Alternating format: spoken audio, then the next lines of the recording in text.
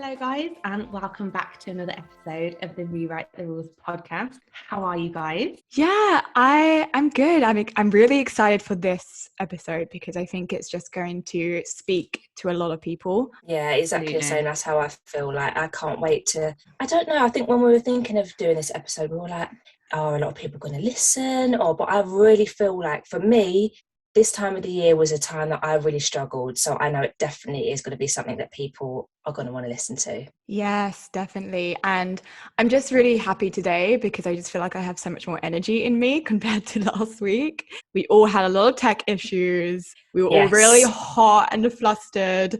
And so I'm excited. Yeah, I feel the same. I feel like we've got our energy back, all three of us, and we're ready to go. So Absolutely. I don't think we thought podcasting would be this not difficult, but we thought it was going to be super duper easy and we'd flow through it like a breeze, and it just isn't like that. But we like to keep it real here anyway.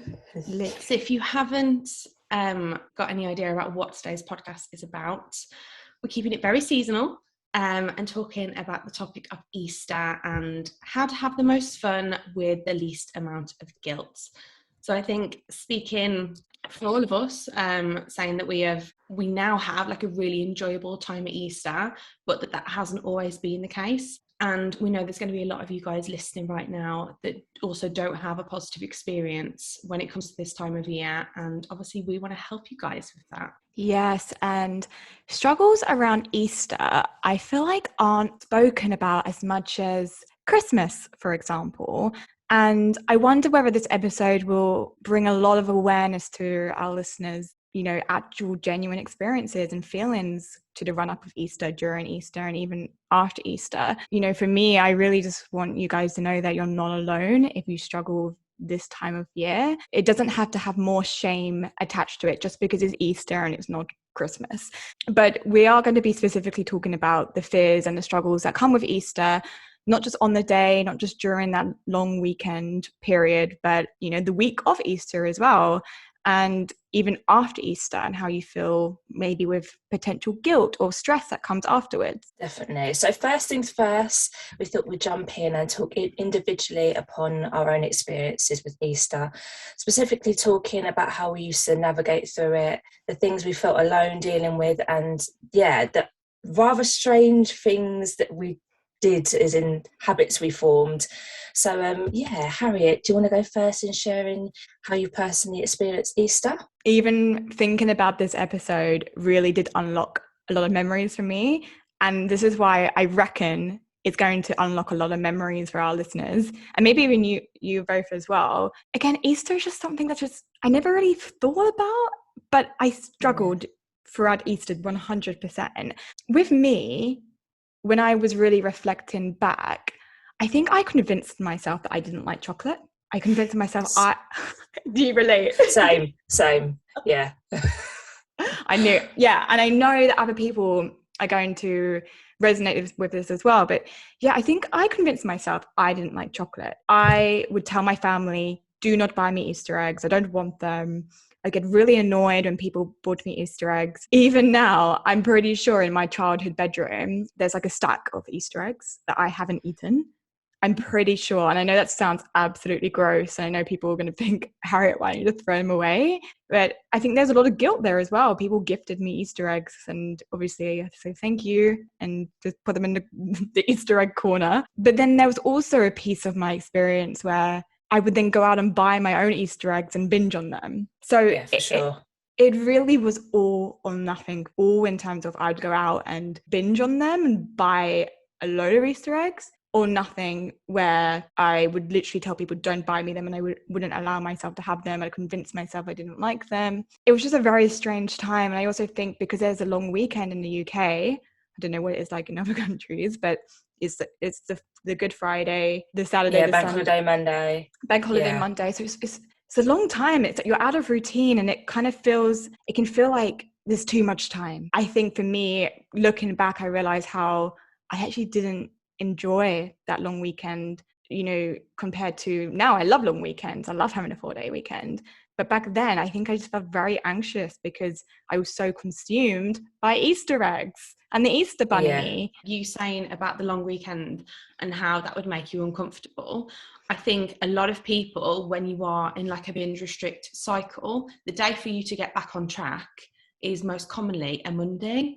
So you also having that Monday that's completely out of routine, you can't completely get back into what you usually would definitely make a lot of people feel uncomfortable, because they're like, actually, instead of stopping binging on Sunday, this is going to now leak into Monday, and I'm going to have like a 4-day sort of binging weekend instead of maybe a 1 or 2 day. I think when you're struggling, when there's like a holiday, it's almost like your struggle just prolongs. That was my experience. It was just restriction, binging, guilt, all of the above, the whole package. What about you guys? Definitely. I sort of have a more extreme experience.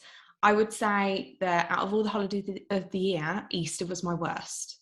Easter was my most intense. It was my most extreme.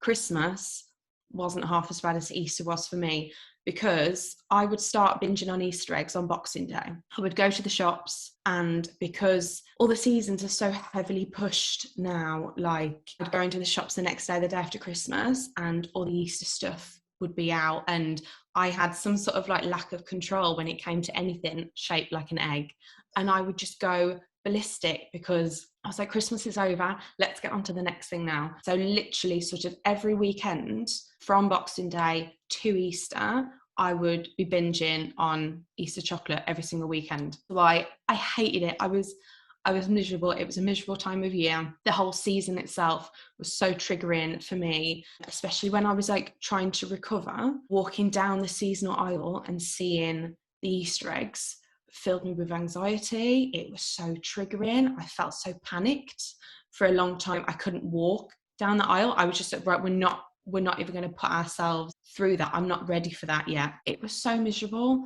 And I think for me, consuming so much media throughout the rest of the year that was, you know, lose weight, eat healthy, eat clean. That was the sort of message that I was consuming. So then to have a holiday that was literally about chocolate, like I know you've got hot cross buns and things like that, but it's not about much else other than chocolate. And obviously chocolate is sort of like demonized a lot of the time. It's seen as a treat or something that you can only have in moderation. And I just did not know how to have an Easter egg in moderation. And like a lot of the messages I'd see pushed on social media as well was how to practice balance with eating an Easter egg, or practicing portion control, when I think what I needed to hear, and I wish I'd heard this like a couple of years ago, was that you can sit and eat a whole egg and it's completely fine. So I just spent so long trying to control myself and find that balance, but it just didn't work for me. So Easter was such a horrendous time. And for Harriet, when you said about getting like upset at people when they were buying you Easter eggs, I didn't sort of feel that. I was almost a little bit excited, and as if I'd been given permission to go all out that day, to have a binge that day. And I just felt like it was okay, because it wasn't on me. It wasn't me who had experienced a lack of control and bought all this chocolate.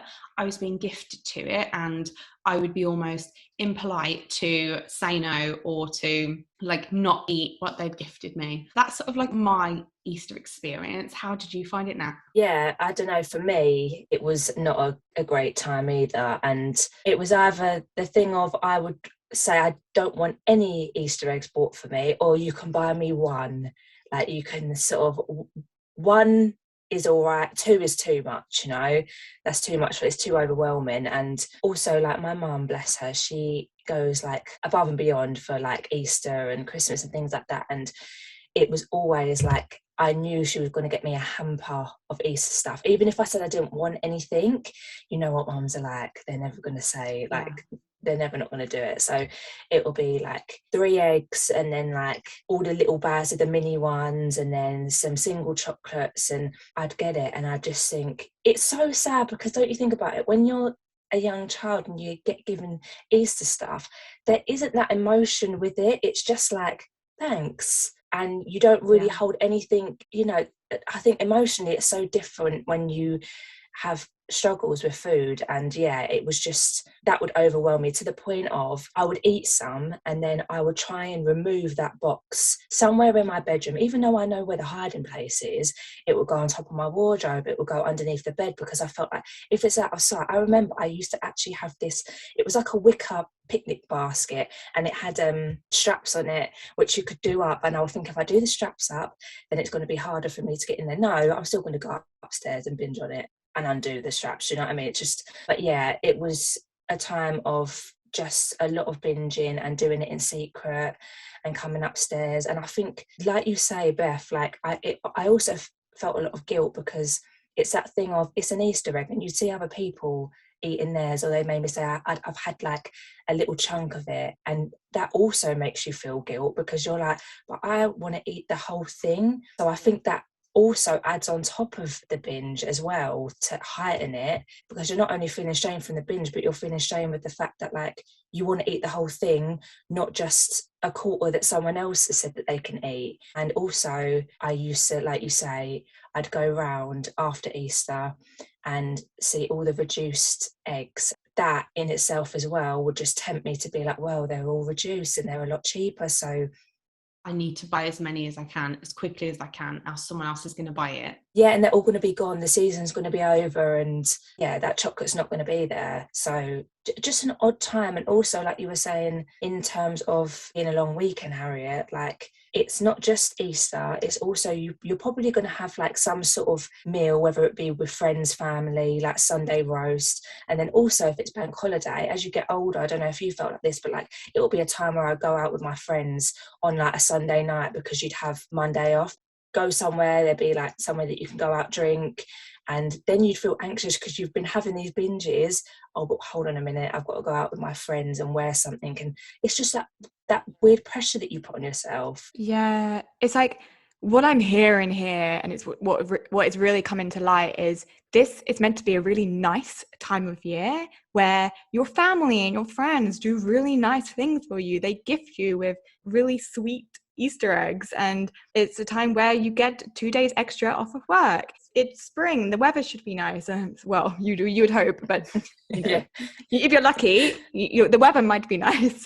You can spend more time with friends, you can go out on a Sunday night, which is something that people wouldn't usually do. But when you struggle with your relationship with food, it robs you of that. It robs you of that happiness and that freedom and that joy and all the positive things that should come with this time of year. And it just gives me another reason why I'm so passionate about helping people get through this, because no one deserves to be robbed of that. Thinking back to when I was a young child, like it was so exciting. Like we had so much family that would buy us all eggs, and like I have 2 sisters, so we would literally stack them up in the garage just to be like, we have got so many, like look out. Like it was just so exciting.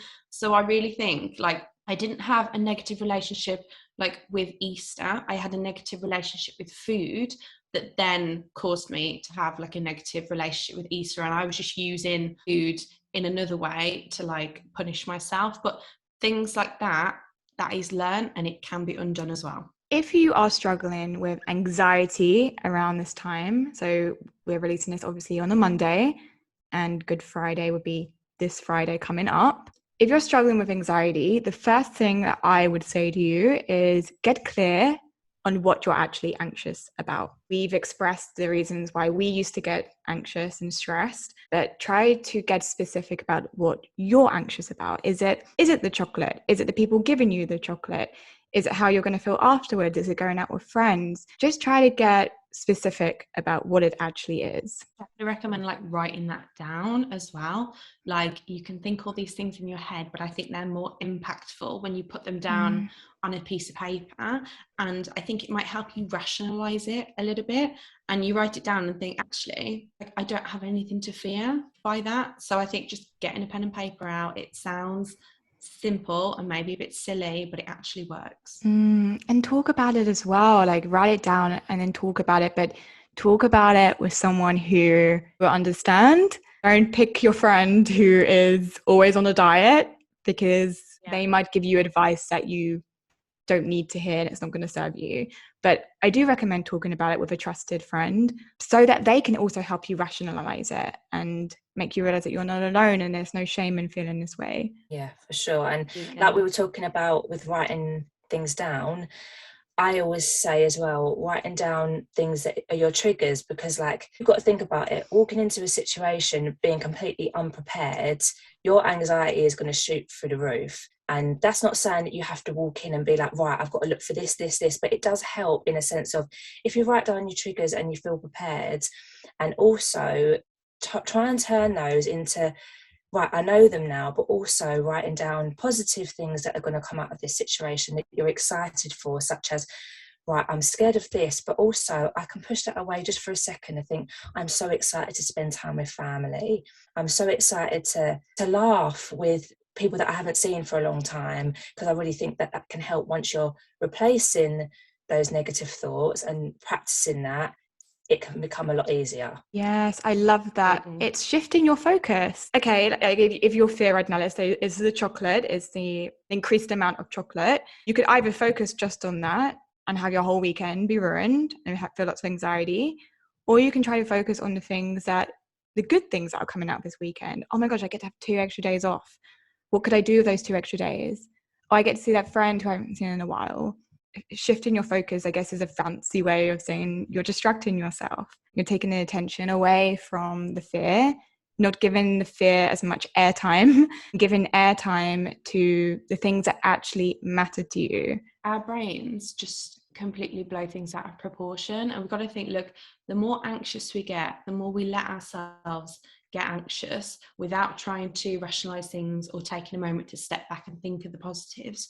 You are going to be setting yourself up for failure that weekend. You are going to be setting yourself up for a binge. Like, the more you tell yourself, I'm not going to do that, I'm not going to eat that, like, we're not going to binge, the more you're probably gonna, like, the more, like, what we always like advise is like just trying to practice giving yourself full permission.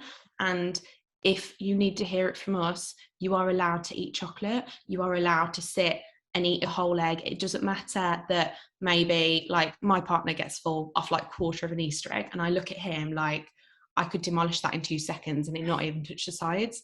So like, it's okay if people around you have different tastes and different hungers and like things like that. You're allowed to eat what is best for you and works best for you. And I know there's going to be people listening who have already maybe decided that they're going to restrict. Maybe you already are restricting. Maybe chocolate is on your no, I can't have that list. And does one of you maybe want to explain why restriction leads to binging? It just doesn't work. When you are restricting, it's like you're on this constant merry-go-round, and you've got to think, you've restricted, you're then walking into a situation, having this food put on you in which you said no to. Your mind and your body is going into complete panic mode, and then you're going into that all or nothing thing, because you're thinking, it's anybody that's hungry would go into a situation with a lot of food and eat more, even if they don't have issues surrounding restriction and eating. You're putting yourself into that situation, not only hungry, but also with disordered thoughts around food. So yes, of course you're going to binge, of course you are. And like, there has to come a time where you say, this restriction isn't working anymore. Yeah, and you have to think about it when you're saying, I can't have chocolate, I can't have chocolate, I can't have chocolate. All your brain is hearing is chocolate, chocolate, chocolate, chocolate, chocolate. It's not working. It's time to try something else. Just on talking about anxiety, I think that you need to remember any occasion such as Easter, etc., you've negatively pattern matched those situations. So you're immediately jumping to think that this is going to have a bad outcome. But if you try things such as not restricting beforehand, going into situations fueled, finding that actually that works and it doesn't make you want to overeat and start you to spiral into that panic and then binge, you're going to then see actually these situations can have a positive outcome. So it's just because of previous experiences that you're worrying about it, but they can have a different outcome. And I think, just to remind everyone, it's a normal function for your body if it feels depleted. like regardless of motivation or determination or willpower, like those things have got nothing to do with the fact that you cannot say no to a binge. You have depleted your body, so your body's doing everything it can to eat and overcompensate, because it's like, we don't know when we're going to have more food again. Let's eat way too much. So don't ever feel like it's a you problem and you've just got a lack of willpower. It isn't that at all. If chocolate is a fear food of yours right now, and just hearing that you can allow yourself to have it isn't enough, pair it with a safe food. You don't have to eat all the Easter eggs in the world. You can have, some your Easter egg and some yogurt. You can pair it. You don't just have to have the chocolate and nothing else. You can pair it with your safe food so that you can feel more comfortable going into that situation. And I think a lot of times, when I'm speaking to clients and I'm helping them get through or manage their fear foods, they think, oh, I can't just have that. There's no way I'm going to do that. So you're allowed to take it in steps. You don't have to go from 0 to 100. We can feel like we want to be able to do what everybody else seems that they so freely can do, but it's okay to feel like, right, I need to take this one step at a time, because we can feel so much peer pressure sometimes from people around us, but it's completely your own journey with facing these fear foods and how slowly you want to take it. And for me anyway, I had to take one step at a time, and until I felt like I had faced it, dealt with it and conquered it, whatever that fear food was, then I would move on to the next one. How I used to try and remove the morale from chocolate was I used to break it up and then put it on top of my oats, and that's how I sort of slowly worked up to be able to have chocolate in the house and it not be like a trigger, and then be able to have as much chocolate as I wanted. I think it's important for everyone to remember that baby steps are okay, and everyone's journey to that point is going to look completely different. If you're currently struggling with chocolate specifically, don't try and buy 6 Easter eggs and put them in front of you and only eat one. Just don't do that to yourself. Know your triggers, know yourself, know your situation, invite that awareness in and take it one step at a time. You don't need to go from 0 to 100. Yeah. So also we wanted to talk about the problem of getting angry when people do give you Easter eggs. And for me, I think it's remembering the memories that can be made at this time, by loved ones giving you things like Easter eggs. And not only that, the roast dinners and sitting around the table with your family and friends and partners, those are really special moments, and they're moments that we never deserve to miss out on. And food is for enjoyment and can be allowed. It's just, we really have to fight that voice, that eating disorder voice that is shouting louder at the moment, because we can quieten that voice. Like I say, it's just practicing, and it does work. It just takes time. Definitely. I really think gratitude is really important with this particular problem of getting upset or angry at people. Natalie, how you're talking about how your mum goes above and beyond with Easter. So does my mum. She decorates the house. There's bunnies everywhere. She makes these Rice Krispie cakes, they're Rice Krispie cakes with Easter, what are they called? The little mini eggs. Yeah. Oh, bless mums. I know. And the little cupcake tray has eggs and bunnies on, and it's very sweet and it's very lovely. And for me, I need to realize how lucky I am that I have a mum who will do that, and how lucky you are if you have a friend or a parent or a family member, whoever it is, who has thought of you and gone, I'm going to buy you an Easter egg. I'm going to do something nice for you, and try and put a smile on your face. No one will buy you an Easter egg to try and make you angry and try and piss you off. It will be, I would hope not. Here's an Easter egg. I don't like you. Yeah, F you. But literally, it's always done out of love.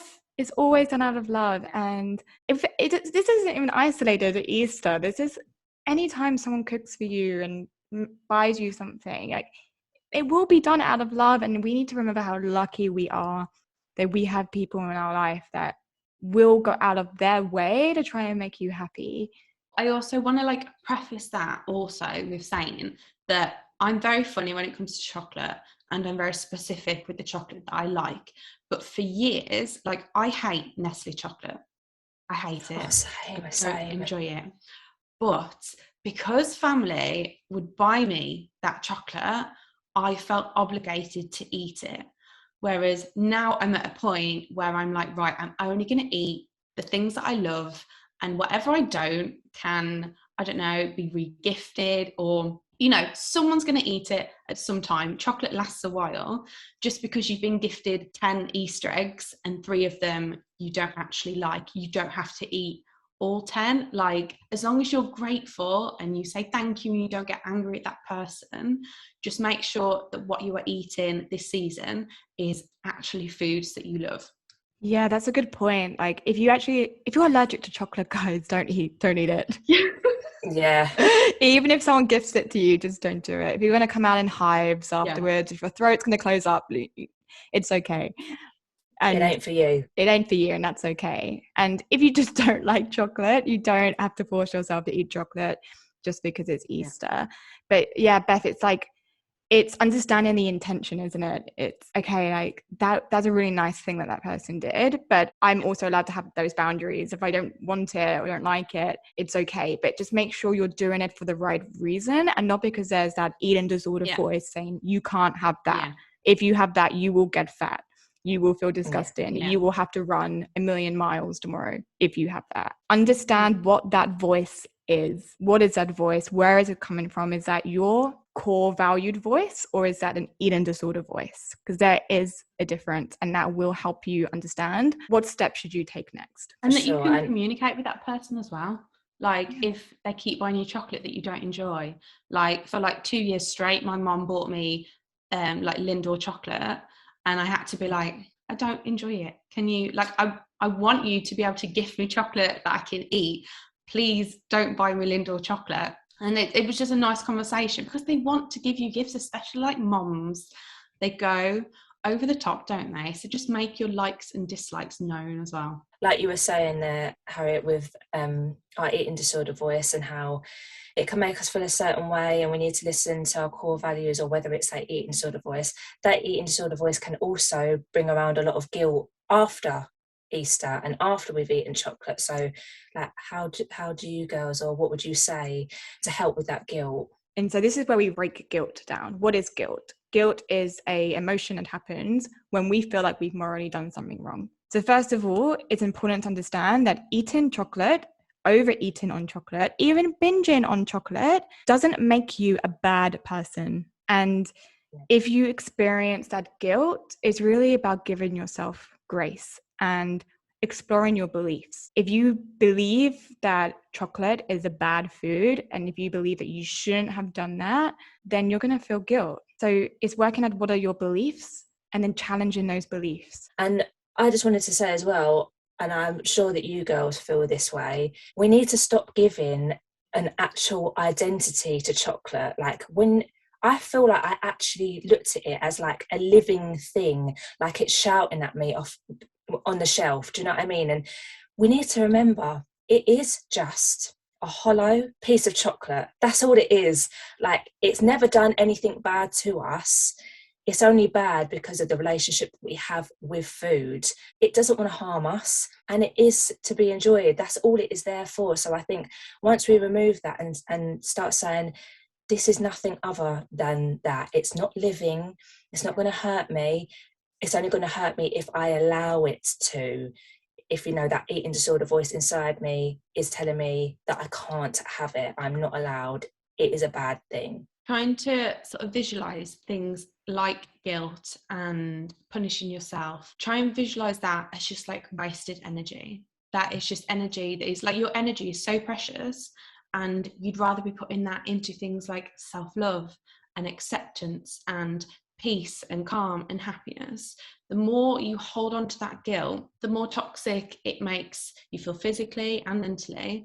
So the sooner we can sort of just like let that go and be like, it's okay. Maybe trying to think of like all food is fuel, and just focusing on how you feel mentally and physically is like really important. Understanding that if you know that you're struggling with your relationship with food, that guilt is coming from that eating disorder voice. I would think of how you can put a big middle finger up to that voice. And maybe that means eating more chocolate that day.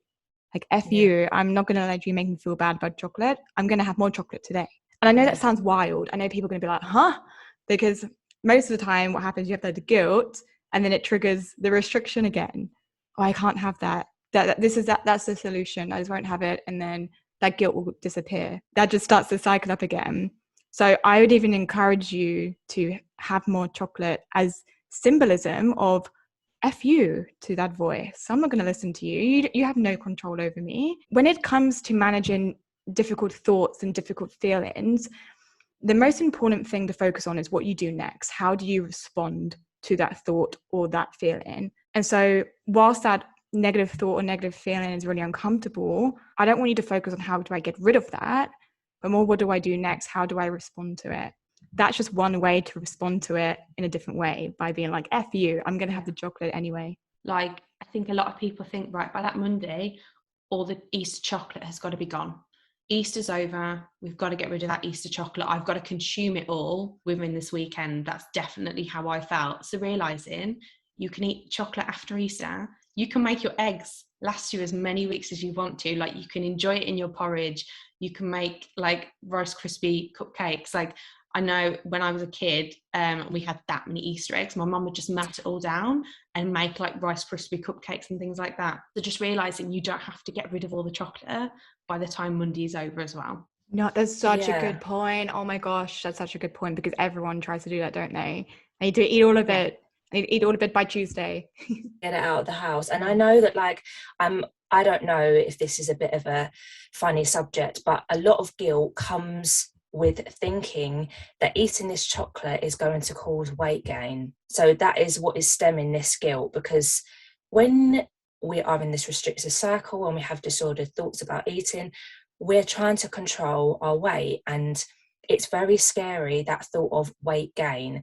And I don't know, I always used to say it like this: look, we need to look at it as, it's not important to me now, and I really try to be in that neutral state of mind where weight gain isn't a thing for me. But back then it was, I'm going to be honest, and because I'm sure it is for everybody. But you got to think, like, we deem it to be, we're going to eat this chocolate, we're going to put on all of this weight. One salad doesn't suddenly miraculously make you slim. Just like one Easter egg isn't going to do the complete opposite. And we deem it to do that because of the way sometimes our bodies react through a binge. But you need to think, eating food balance, having chocolate, even if you had a bit every day, that is a lot less stress on your body than a binge is. But that's what I used to see it as, like, all food in balance is okay. And I think that's a difficult thing, because we hold such a lot of guilt due to the fact that we think there's going to be weight gain, which, look, in recovery, there might be, you know, and I think it's something you have to get comfortable with. I'm just going to say it, people don't like to hear it, but if that's the case, then that's the case. But we need to stop seeing it as such a drastic thing. If I'm to eat this Easter egg, it's going to ruin how I look. I love that. And that's exactly it. And people, you need to remember that recovery isn't let's gain as much weight as possible. That's not what recovery is about. But recovery is about letting your body do what it needs to do so that you can physically and mentally heal. And if that means putting on weight, that means that you probably needed to put on weight. Yeah. I know you don't want to hear this, but you need to I know people. It's hard, isn't it? That's it. People have just stopped it. Not listening to the podcast anymore. But it's the truth. And the more you focus on trying to control and manipulate your weight, the more you're going to keep running into these problems. Try and give yourself permission to let your body do what it needs to do so that you can live a happier and healthier life. It won't be extreme or quick either. I think, like you said, people think they're going to, like, first week of recovery, their first week of trying not to restrict, they are going to see extreme changes in their body. And it just isn't that way. I felt exactly the same, but by the end of my recovery, I was more bothered about how I was thinking and how I was feeling rather than what my body looked like in the mirror. We see a lot of, especially like on social media, a lot of the stories are, I stopped binging and now I've lost all this weight. And that is a valid outcome for some people, but not for others. And you can't predict how your body is going to react. Every single person is different. And just because you are seeing one story on someone's social media page, it doesn't mean that that exact thing is going to happen to you. All journeys are valid. I think that would be a really interesting episode idea to talk about ED recovery pages. And yes, I was just thinking that as well. I have a lot to say. Yeah, that could get a bit I know, could get a bit heated. Yeah. But I think that'd be a really good one as well. Yeah, because something, this may be a bit off topic, so I won't go too much into it, but you know, something that I often have to debunk to clients is that just because you've started your I'm going to stop binge eating today doesn't mean you're never going to binge eat again. And this is why sometimes you see on recovery pages, oh, I'm 100 days binge free, which is absolutely fantastic for that person. But it almost gives off the idea that, you know, as soon as you start, that's it, you go 100 days and more than that, and you never binge again. I'll stop talking about that because I'll leave that for the episode. Yeah, definitely. We should do that. Yeah. And I guess like on that note also, in terms of managing guilt, this is just a top tip I have for everyone. If you see anything on your social media page that implies that you need to join their program or go back to the gym and do this workout to work off all their Easter eggs that you've eaten, please give them an unfollow. Yeah. Come on, like, you don't need to see that. This heightens the guilt. This implies that you have done something wrong. Shall we all go around and give our single top tip for managing Easter? I'll go first. My top tip is get clear about what you're anxious about, what is driving your fear, and also give yourself permission to have chocolate. My top tips are, please, no restriction beforehand or after, because you're just going to jump right back on that merry-go-round. The cycle has to be broken. And managing your triggers, don't let anybody else make you feel that you have to do something that they're doing. This is your journey. You take it as slowly as you want. And yes, enjoy that chocolate. 100% enjoy it. My top tip is literally just trying to focus on all the positives. Focus on that time with your family. Focus on the deliciousness that is chocolate, especially like Cadbury chocolate. It's my favourite. But just like trying to focus on all the positives, and like the fact that you've got a long weekend, take that time to chill, take that time to relax, and just enjoy it. Girls, let's just quickly say what our favourite Easter egg is. Definitely Milky Way. Like, I love white chocolate. Oh, I'm the same. Literally the same. Honestly. And I love how I know this isn't a new thing, but I love how in Easter eggs you get like the Easter egg, and then maybe you get a bar, and then you get the little buttons as well with Milky Way anyway. So you get like 3 in 1. I think for me, and you were saying that you don't like Lynn, I love the Lynn mint egg, because the egg, I've just got a thing with like mint or orange flavoured chocolate. That's got to be my favourite. But sometimes when the Lindt balls melt, it's a mess. Do you know what I mean? So, but I just like that chocolate. Well, Beth, that's good, because if you get gifted Lindt, you can gift it to Give Natalie. it to me. Cream egg all the way. Oh yeah. I know that might be a controversial opinion to a lot of people, because I know that a lot of people don't like cream eggs. But I would have them coming out my ears. I love them. They're just a bit of a mouthful for me. They are. I feel like I need a spoon. Never liked them, but I want to. And I buy all of it, and it's just delicious. I wish I did like them. I like them, but then I'm like, yeah, don't know what to do. But I love that. I know you only said to say one, but I also have to give a shout out to mini eggs. Oh, yeah, mini eggs. Come on, they're amazing. Yeah, I beat them. Yeah, they're second. Definitely. It just hurts my jaw after a little bit. Yeah, they are really crunchy, aren't they? Yeah. Oh, but girls, I loved talking about this with you, as always. But this for me, like you said, it brought up memories that like I hadn't even thought of. And like I say, I would love to listen to this when I was struggling and feel like I'm not alone, and to be given tips to help. We really hope that anyone listening, this just gives you the permission to enjoy this time you know, to its fullest with no restrictions. Definitely. And like, if anything else, like if you're struggling, know that you can come and listen to this specific episode this week. Even if you've listened to it twice, 3 times, 4 times, give yourself permission that, okay, when I'm struggling this week, I'm going to put this episode on and go for a walk, even if I've already listened to it, because chances are when you listen to it again, you'll probably pick up something that maybe you didn't pick up the first time. Yeah, just thank you everyone for listening. Thank you for your support. And if you have been, it's amazing. And we love doing this together. So we will see you all next time. Yeah, see you next week. See you later, guys. Bye. Thank you so much for tuning in. If you love this episode, make sure you subscribe to us so you don't miss out. And if you really love this episode, we would also love it if you could leave us a review wherever you are listening to this podcast.